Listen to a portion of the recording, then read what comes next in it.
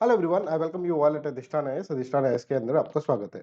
This is the series of 1.5 year current affairs for the prelims 2024। ये सारे topic आज आपके सामने जो हैं वो हम यहाँ पर डिस्कस करने वाले हैं डिटेल के अंदर, right. Before start I want to gladly announce that कि हमने 1.5 ईयर करंट अफेयर्स की बुकलेट निकाल दी है।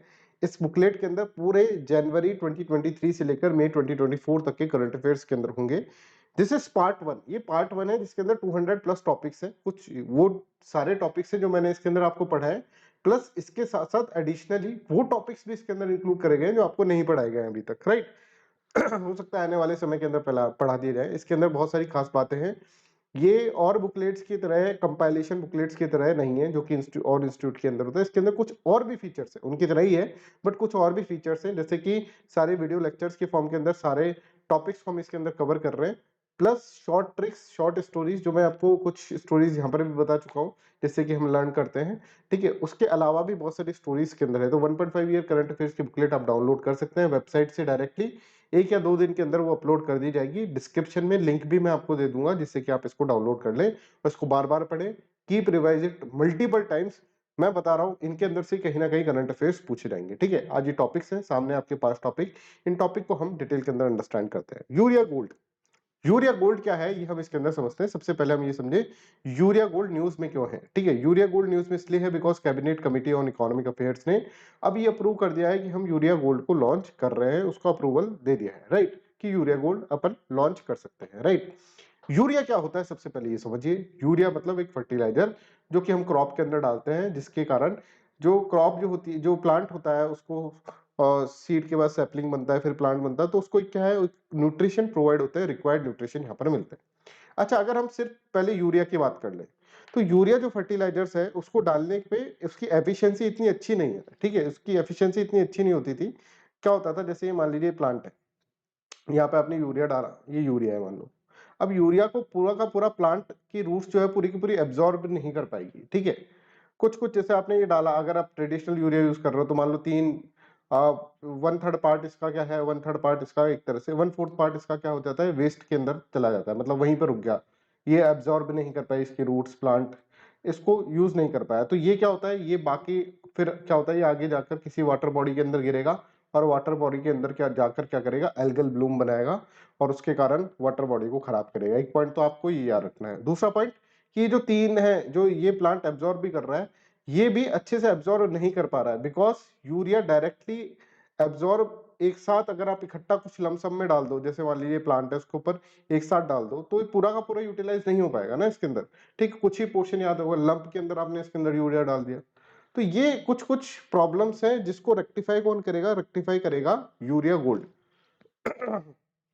अब यूरिया का एक देखो, यूरिया का एक फंक्शन ये भी होता है कि यूरिया जो है नाइट्रोजन रिलीज करता है ना, और नाइट्रोजन नाइट्रिफिकेशन के काम आती है प्लांट के अंदर, जिससे कि नाइट्रोजन जो होता है प्लांट यूज करके अपने पूरा बॉडी पार्ट बनाता है, ठीक है, प्लांट का। जैसे हमारे यहाँ पर हम हमारी जो प्रोटीन्स होते हैं, ठीक है, अमीनो एसिड होता है, उससे हम अपनी मसल्स और हमारी सारी बॉडी के पार्ट्स बनते हैं, ठीक है। उसी तरह से अब अगर आप यहाँ पर कहें तो nitrogen is very much required for the plant.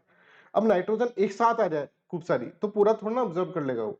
Nitrogen धीरे धीरे आए, धीरे धीरे मिले, तब जाकर इसको काम बने, ठीक है। एक साथ ही इसके पास बहुत सारे नाइट्रोजन रिलीज हो जाए तो फिर प्रॉब्लम हो जाएगा, है ना। तो यूरिया गोल्ड क्या है, यूरिया गोल्ड इज नथिंग, अब अपन टॉपिक पे आते हैं, it is nothing but urea के ऊपर आप एक कोटिंग कर दो साहब, किसकी, सल्फर की। That is known as urea gold. अब सल्फर की कोटिंग करने से क्या होगा, सल्फर की कोटिंग करने से यूरिया जो के अंदर से जो नाइट्रोजन रिलीज होगी वो धीरे धीरे होगी, जिससे कि आराम से क्रॉप उसको आराम से ले सके। जैसे मान लीजिए ये पानी की बोतल है। अब पानी की बोतल जब मैं पानी पीऊंगा तो इस तरह से पीऊंगा ना, थोड़ा थोड़ा ऐसे इस तरह से पीऊंगा, तो पानी के अंदर अब मैं इसको पूरा उंडेल दूं अपने ऊपर, है ना, उंडेलूंगा नहीं पर पूरा उंडेल दूं तो मैं नहीं पी पाऊं, मेरे पानी सारा वेस्ट हो जाएगा। उसी तरह से यूरिया की एफिशिएंसी अगर आपको बढ़ानी है तो उसके अंदर से नाइट्रोजन धीरे धीरे से रिलीज हो तो ही जाकर काम बने। तो ट्रेडिशनल यूरिया के अंदर तो ये क्वालिटी नहीं थी, तो उसके ऊपर सल्फर की कोटिंग कर दी, तो जिससे नाइट्रोजन जो रिलीज हो रही है वो धीरे धीरे रिलीज हो रही है। I hope this is clear. इससे फर्टिलाइजर जो है उसकी लाइफ टाइम भी बढ़ रहा है, उसकी एफिशिएंसी भी बढ़ रही है, ठीक है। और वो काम की चीजों के अंदर, मतलब ऐसा नहीं कि हमको बहुत ज्यादा डालना पड़ेगा, है ना, यूरिया, कम ही यूरिया में काम हो जाएगा। तो देखो it is a new variety of urea coated with sulphur. Sulphur, बहुत बढ़िया बात है, सल्फर की coating. It is being introduced to address the sulphur deficiency in the soil and save input cost for the farmers. ठीक है, urea gold surpasses the existing neem coated urea. पहले neem coated urea use करा गया था, उसको हटाकर अब यूरिया गोल्ड को लाने की बात हो गई है, जिससे क्योंकि ये इकोनॉमिक वायबिलिटी और एफिशिएंसी इंक्रीज है इसकी, राइट, है ना। Sulphur coated urea facilitate A gradual release of nitrogen, जो कि मैंने आपको बताया, thereby enhancing its availability and uptake by the crop. The inclusion of humic acid in the urea gold, इस यूरिया गोल्ड के अंदर ह्यूमिक एसिड होता है, जिससे कि फर्टिलाइजर का लाइफ स्पेन भी बढ़ जाता है। ठीक है, this product not only substitute traditional urea consumption but also reduce overall fertiliser usage. Obviously आप पहले तो इतना सारा डालते थे फर्टिलाइजर कि भाई काम आ जाए, काम आ जाए, काम आ जाए, ठीक है, कि एक काम कर जाएगा, है ना। फार्मर से बुरकते थे फर्टिलाइजर्स, व्हाइट कलर का आपने देखा भी होगा ऐसे फेंकते हुए फार्मर्स को, अगर कभी खेती करते हुए देखा हुआ तो, कभी टीवी में देखा हुआ तो, राइट। तो पहले तो बहुत कंजम्पशन बहुत ज्यादा। अब यूरिया गोल्ड तो क्या है, धीरे धीरे नाइट्रोजन रिलीज करेगा और काम का ही है, ठीक है, मतलब और कम में ही ज्यादा एफिशिएंसी इसकी ज्यादा है, तो कम के अंदर ही काम हो जाएगा। तो इसलिए अगर हम देखें according to the report 15 kg of urea gold provide comparable benefits of 20 kg conventional urea. तो इससे अपना 15 किलो यूरिया जो है, यूरिया गोल्ड जो है वो 20 किलो यूरिया का, ट्रेडिशनल यूरिया का काम कर देगा, तो 5 किलो यूरिया अपना बच गया। आई hope this is clear. Sorry, this is all about the urea gold. Next is graphene. Graphene एक ऐसा सब्सटेंस है जिसके बहुत मल्टीपल यूजेस हैं, ठीक है, दिखने में छोटा पर घाव करे गंभीर, वैसा वाला है ग्रेफीन, ठीक है। मतलब इसके बहुत सारे यूजेस हैं, इसके मल्टीपल यूजेस के अंदर हम काम कर सकते हैं, इसके अंदर जो है बहुत सारा पोटेंशियल है, अपन इसके अंदर कह सकते हैं। ग्रेफीन होता क्या है sir? Graphene is nothing but carbon. Carbon है ना, केमिस्ट्री में पढ़ा हुआ, कार्बन का मॉलिक्यूल होता है, कार्बन का एटम होता है। उसी एटम को एक स्टाइल से अगर हम अरेंज कर दे, देखो ये सारे कार्बन के एटम है, इसको अगर हम स्टाइल से अरेंज कर दिए इस तरह से हेक्सागोनल फॉर्म के अंदर, ठीक है, तो it is an allotrope of carbon. Allotrope है कार्बन का, ठीक है, जो कि हेक्सागोनल स्ट्रक्चर के अंदर हो जाता है, टू डायमेंशनल हेक्सागोनल स्ट्रक्चर के अंदर होता है, that is known as what, that is known as what, that is known as graphene, है ना। पहला लाइन ऑफ अंडरस्टैंडिंग तो ऐसे करो, ठीक है। तो अभी न्यूज में क्या है, researcher in Georgia have created world's first functional semiconductor made from the graphene. खैर, ये समझ में आया, ठीक है। अब ये देखो, ये ग्रेफीन जो होती है ना, इसकी स्ट्रेंथ बहुत तगड़ी होती है, ये देखो यहां से खींचोगे तो इस तरह से ही हो जाता है, हेक्सागोनल है ना। तो it is very important to understand कि टूटता नहीं है। It is more having more strength than the steel. Oh my God. तो कहीं ऐसे ही जहां पे स्ट्रेंथ की रिक्वायरमेंट हो तो अपन ग्रेफीन को लगा सकते हैं। आई होप दिस इज क्लियर। दूसरा, ये बुलेट प्रूफ जैकेट्स के अंदर क्या होता है कि जैसे बुलेट आई तो ये देखो, ये हेक्सागोनल फैब्रिक के अंदर है, इसने इसको झेल लिया बुलेट को, ठीक है। तो ये क्या होता है, ये बुलेट इसमें से पार नहीं हो पाती, देखो यहीं रुक गई। तो बुलेट प्रूफ ये भी एक उसके अंदर हो गया, और भी बहुत सारे मल्टीपल यूजेस है। I hope this is clear to everyone. तो पहले ये समझते हैं ग्रेफीन इज ए मटेरियल, जैसे सेमीकंडक्टर के अंदर भी यूज हो सकता है, सेमीकंडक्टर के अंदर भी ग्रेफीन को यूज कर देते हैं, राइट। सेमीकंडक्टर मतलब क्या होता है बताओ? कंडक्टर का मतलब क्या होता है? कंडक्टर का मतलब जिसके अंदर से करंट जो है वो पास हो जाए, that is known as conductor. और नॉन कंडक्टर का मतलब क्या होता है? जिसके अंदर से करंट पास ना हो, है ना। नॉन कंडक्टर ये होता है, कंडक्टर नॉन कंडक्टर, जैसे rubber is a non conductor, steel और जो मेटल्स हैं वो कंडक्टर हैं। सेमी कंडक्टर इन दोनों के बीच का है भाई। इसमें ये सेमी कंडक्टर जब हम जाएंगे तब करंट पास होगा, जब नहीं चाहेंगे तो नहीं होगा, समझ? This is known as semi conductor, ठीक है। तो इसके अंदर डोपिंग और ये सारी कॉन्सेप्ट है, ठीक है। सेमीकंडक्टर के बारे में मैंने आपको पढ़ाया हुआ है शायद, है ना। सेमीकंडक्टर के बारे में डिटेल में बता रखा है कि सेमीकंडक्टर को, सेमीकंडक्टर कंडक्टिविटी के बारे में बता रखा है ना, कंडक्टिविटी के बारे में कुछ एक टॉपिक में बताया था, मुझे याद आ रहा है, राइट। तो graphene is a material that is extracted from the graphite and is made up of pure carbon, ठीक है। Two dimensional form allotrope of the carbon that consists of single layer of the carbon atoms arranged in a hexagonal lattice. I hope this is clear. Sorry. Properties में देखें तो graphene is the thinnest material, thinnest बहुत ही पतला है, known to man at one atom thick, because two dimensional structure है, एक ही atom है इसके अंदर पूरे डायमेंशन में अगर देखें, एक ही एटम है ना। तो हेक्सागोनल स्ट्रक्चर है। Among the diverse property of the graphite graphene, the one that stands most are its high thermal and electric conductivity, elasticity, toughness, lightness, resistance and his interesting light absorption capabilities, ठीक abilities sorry. It is impermeable to the gas, gas के अंदर pass नहीं हो पाती। Even those as light as hydrogen and helium, वो भी इसके अंदर से पास नहीं हो पाती, ठीक है। इतना खतरनाक ये है graphene. Graphene is a transparent material and absorbs very little light, only 2%. As well as being an excellent electric conductor, graphene is very resistant material, बहुत resistant material है, ठीक है। रेजिस्टेंस के अंदर अच्छा रेजिस्टेंस है, तो इन सब के अंदर ये यूज हो सकता है। आप देखेंगे बहुत सारी चीजों के अंदर, तो इसके अंदर रिसर्च करते जाओ और इसको यूज करते जाओ, ठीक है। यही है, इसके अंदर बहुत सारा पोटेंशियल है, राइट। तो I hope this is clear to everyone, यहाँ तक सबको क्लियर है। सॉरी।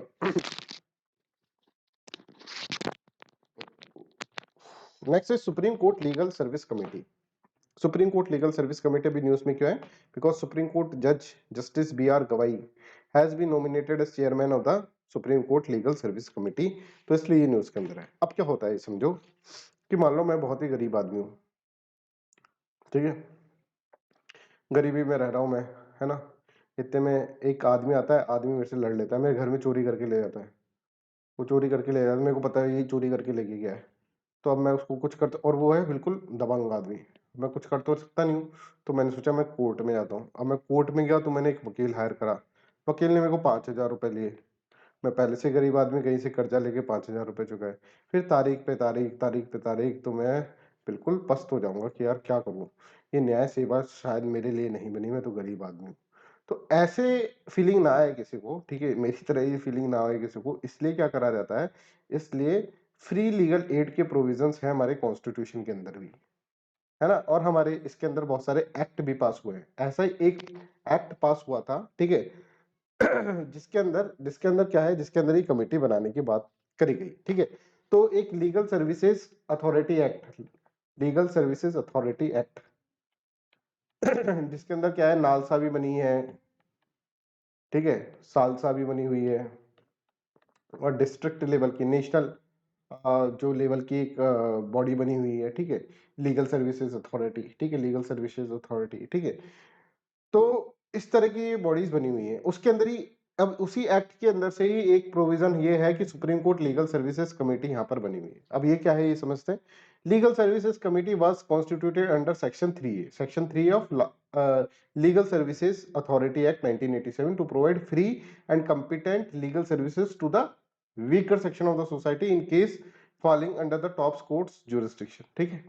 तो वो उसकी हेल्प करती है कि भाई सुप्रीम कोर्ट के जुरिस्डिक्शन में वो आ गया केस, और उसके अंदर एक गरीब आदमी है, तो गरीब आदमी जो है उसको फ्री लीगल एड प्रोवाइड करने की बात कर रहे हैं, ठीक है। Section 3 of the act states that the central authority that is NALSA, national legal service authority shell constitute the committee. ये कॉन्स्टिट्यूट करे किसको, कमिटी।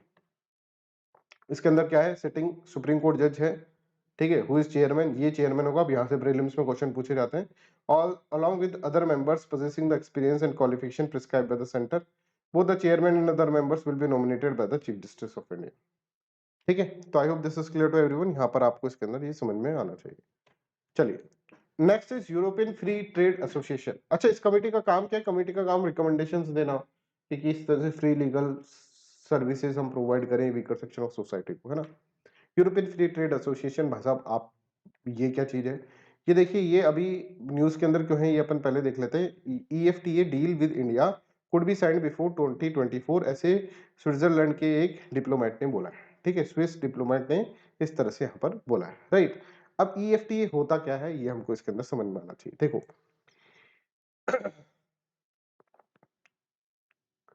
EFTA के अंदर 4 कंट्रीज है, Iceland, Iceland, Norway, Norway, Switzerland, Switzerland, और एक लिंकटनस्टाइन, लिंकटनस्टाइन, लिंकटनस्टाइन है, ठीक है, स्विट्जरलैंड है, नॉर्वे है, और आइसलैंड है, ठीक है। इसको अब याद किसी तरह से आप कर लेना, नील से कर लें, नील। अभी तो भारत के लिए नील्स, नील्स से याद कर लें।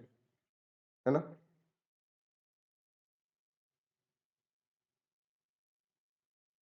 ठीक है, वैसे याद कर लिया या फिर कोई ट्रिक बना ले, मैं ट्रिक ही सोचने लग गया था अभी, कोई ट्रिक बने तो वैसे बन जाएगी, इजी वर्ड्स है। तो यहाँ पे देखो EFTA it is a inter governmental organisation of Iceland, Liechtenstein, Norway, Switzerland. 1960 के अंदर ये बनी थी। 1960 में जब बनी थी ना, तो इसके अंदर 7 मेंबर स्टेट्स है। इसका काम क्या है? Free trade and economic integration between its member. ठीक है। EFTA was founded by Stockholm convention. Stockholm convention से फाउंड हुई थी इन 1960। ठीक है, ये चीज आपको इसके अंदर याद रखनी है। इंटर गवर्नमेंटल ऑर्गेनाइजेशन है setup by the promotion of free trade और इन चार कंट्रीज के बीच में and benefit of their trading partner along the globe. अब ये क्या है? ये EFTA भारत के साथ ट्रेड करने की बात यहाँ पे कर रही है, भारत के साथ ट्रेड करने की बात कर रही है, right. EFTA is India's 9th largest trading partner accounting for about 2.5% of the India's total merchandise trade in 2021। The main items export के अगर हम देखें, textiles, chemical, James, jewellery, machinery, pharmaceuticals, ये है main items. Main items of India's import, ये सब import के items है। ठीक है, नॉट अ बिग डील, ये याद भी ना करोगे तो भी चल जाएगा। Next is section 498A। ये एक ऐसा सेक्शन है जिसके अंदर जो क्या है कि फीमेल्स के लिए बनाया गया एक सेक्शन है। ठीक है, IPC के अंदर। ठीक है, और इसका बहुत सारा मिसयूज भी होता है। इवन इसके ऊपर एक मूवी भी बनी हुई है, सेक्शन 498A ऐसा कुछ है ना। हाँ, कुछ ऐसा मूवी है, इसी नाम से मूवी है, एक बार सर्च कर लेना गूगल पे। अब ये क्या है कि डाउरी, आपने सुना होगा डाउरी। ठीक है, डाउरी क्या है सर? डाउरी है दहेज।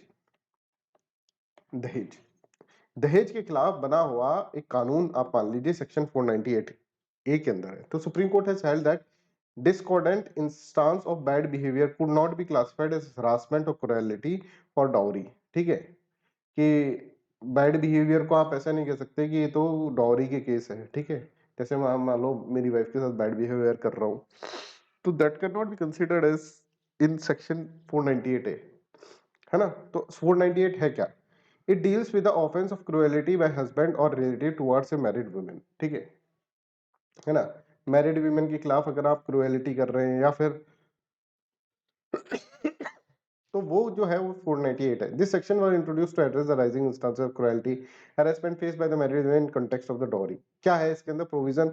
ये देखो, इसकी पूरी डेफिनेशन ये है, देखिए, हूएवर बीइंग द हस्बैंड और the relative of the husband of a relative of the husband of a woman subjects such women to cruelty shall be punished with the imprisonment of for a term which may extend to the 3 years and shall also be liable to the fine। ठीक है, 3 साल की सजा हो सकती है और fine भी हो सकता है इसके अंदर। अब इसमें क्रुएलिटी को डिफाइन करा गया है। क्रुएलिटी का मतलब क्या है?